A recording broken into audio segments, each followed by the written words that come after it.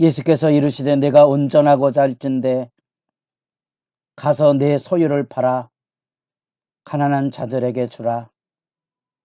그리하면 하늘에서 보화가 내게 있으리라. 그리고 와서 나를 따르라 하시니 그 청년이 재물이 많음으로 이 말씀을 듣고 근심하며 가니라. 거룩한 새벽의 기도자 여러분, 생명의 말씀의 부유함을 통하여 예수 따름의 당당함과 정결함이 날로 새롭기를 소망합니다. 오늘 우리가 읽어갈 말씀은 마태복음 19장 13절에서 30절까지의 말씀으로서 예수님께서 갈릴리 구원 사역을 잃은 양을 찾아 헤매는 목자의 심정으로 이루시고 드디어 예루살렘으로 올라오십니다. 예수님의 주 활동 무대 가버나움에서 예루살렘을 향한 여리고 여정까지 이르는 장면 안에 7개의 영역으로 구분될 수 있는 부분 안에 천국 가르침들이 이어지는 내용을 지금 우리가 읽어가고 있습니다. 예수님을 옥죄어 죽이려고 하는, 그래서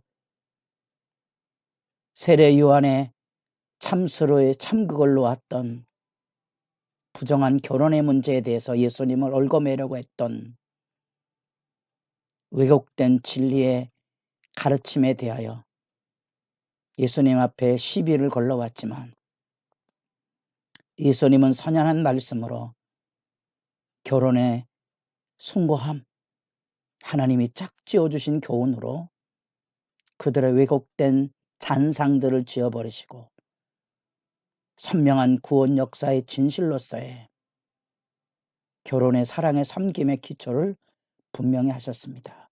이제 우리는 이 어린이와 부자, 그리고 우리 인간의 마음에 심원에 깃들어 있는 보상 문제의 주제들을 우리가 살펴보게 될 것입니다.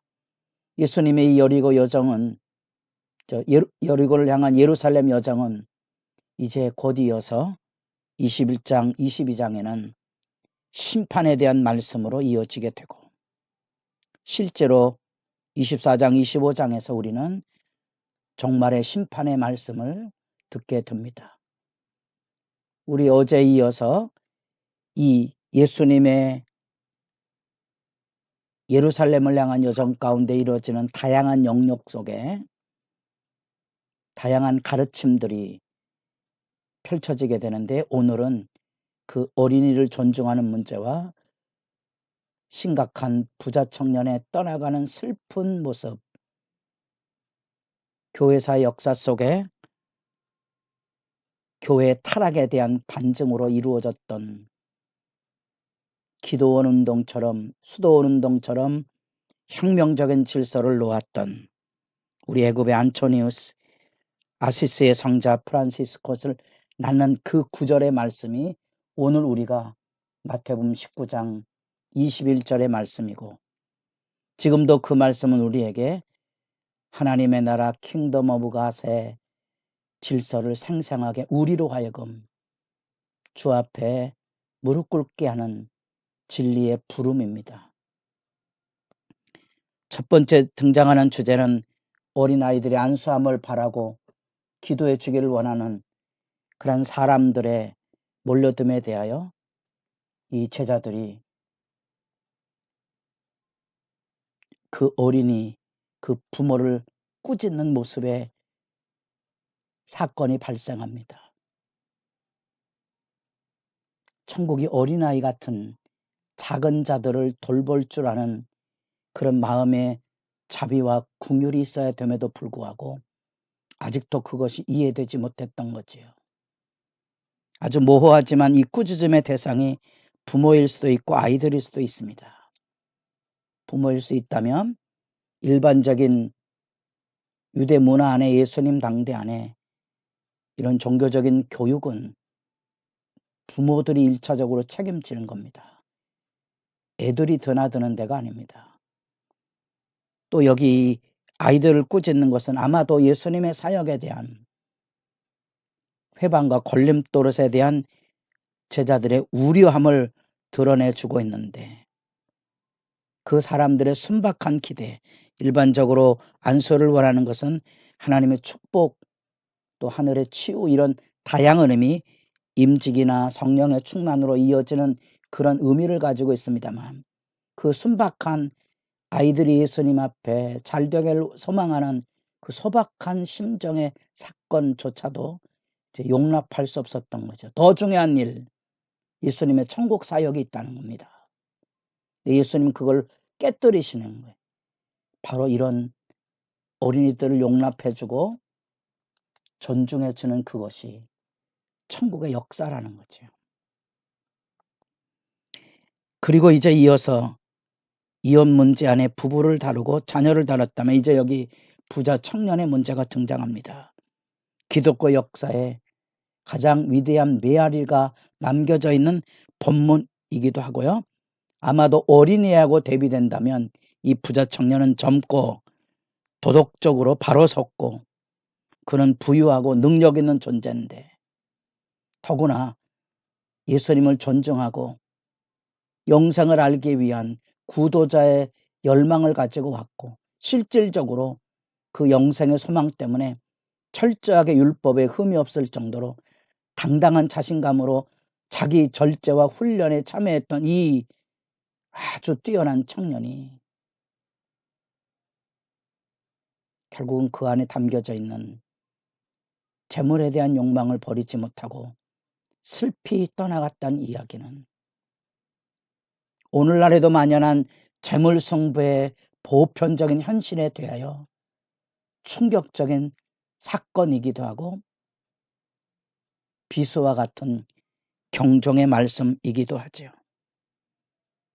어떻게 예수님께서 소유를 다 팔아주고 가난한 자들에게 나눠주고 나를 따르라는 이런 과격한 혁명적인 말씀을 하셨을까? 그러나 사실은 우리가 마태복음 13장 천국 비유장에서 천국은 이 보화를 발견한 창사꾼과 같을 때 그가 느끼고 있는 그 모습, 또 천국은 밭에 감춘 보화를 만났을 때 느꼈던 그 밭에 감춘 보화를 발견한 그 사람의 심정을 그대로 잘 보여주고 있고, 실제로 예수님의 제자들은 나를 따르라는 주님의 부름 앞에 모든 것을 버려두고 따랐던 거지요. 이 전인적인 예수 따름의 제자도 오늘날 우리가 주님 앞에 설 때마다 언제나 그 말씀 앞에 거꾸러질 수밖에 없는 우리의 무지와 어리석음과 자기 신앙의 부족, 오직 주님의 은혜만을 기다리는 절박하고 순전함을 일깨우는 교훈의 말씀 앞에 우리가 여기 서 있는 겁니다. 안타깝지만 그 청년은 재물이 많음으로 이 말씀을 듣고 근심하며 가니라. 그렇게 이 예수님께서 이 제자들의 당황스러운 모습 앞에 부자는 천국에 들어가기가 어렵다, 낙타가 바늘 귀로 들어가는 것과 같이 제자들이 몹시 놀랍니다. 세상은 이해를 넘어서는 이야기고 충격적인 천국과 세상 나라의 대조입니다. 사람으로는 할 수 없지만 하나님으로는 하실 수 있고, 그렇기에 여기 예수님은 세상의 회복과 인자가 영광의 보좌에 설 때 그 제자들이 그 보좌에 앉고 더구나 그 제자들이 세상을 심판할 것이라는 권면의 말씀을 들려주시며 여러 번의 보상과 영생을 확인시켜 줍니다. 그리고 경적의 말씀을 덧붙여 주십니다. 그러나 먼저 된 자로서 나중되고 나중된 자로서 먼저 될 자가 많으니라. 마치 부자가 떠나가는 것처럼 여기 이 제자들이 부자의 청년에 대한 열망을, 기대를 예수님께서 깨뜨리신 것을 보고 당혹스러움에 대한 얘기. 오늘날 우리들에게도 언제나 자신이 깨어지는 영적인 자복의 시간들의 소중함을 울려주는 말씀입니다. 우리들이 예수를 따라가며 이런 말씀 앞에 진정한 의미의 작은 자를 존중할 만큼 하나님의 나라의 질서가 우리 안에 열려져 있는가. 언제나 이 천국 사역에는 현실적인 욕구에 대한 그릇된 충돌들이 늘 일어나기 마련이고, 내 마음 안에도 우리 교회 안에 곳곳에서 여러 사람들과 더불어 갈등과 분쟁이 일어날 수밖에 없는 이른 양의 비유처럼 99마리의 양이 기다려줄까요? 현실은 용납하기 어려운 선택입니다. 그렇게 우리들이 주 따라갈 때 영생의 실제 안에는 하나님만큼이나 위대한 신이 되고 있는 재물 숭배의 현실과 그 비극의 사건이 마음 아프게 다가오고 있다는 사실입니다. 결국은 우리가 제5장에서 경고한 그대로 하나님과 재물을 겸하여 섬길 수 없다는 사실 앞에 무릎 꿇어야 됩니다. 그것이 우리의 결단이고, 예수님의 제자들이 모든 것을 버려두고 따랐다는 그 안에 영생은 이 모든 것을 버려두는 진정한 제도 안에 담겨져 있는 은혜요, 영광이며, 그것이 진정한 의미의 풍요로움입니다.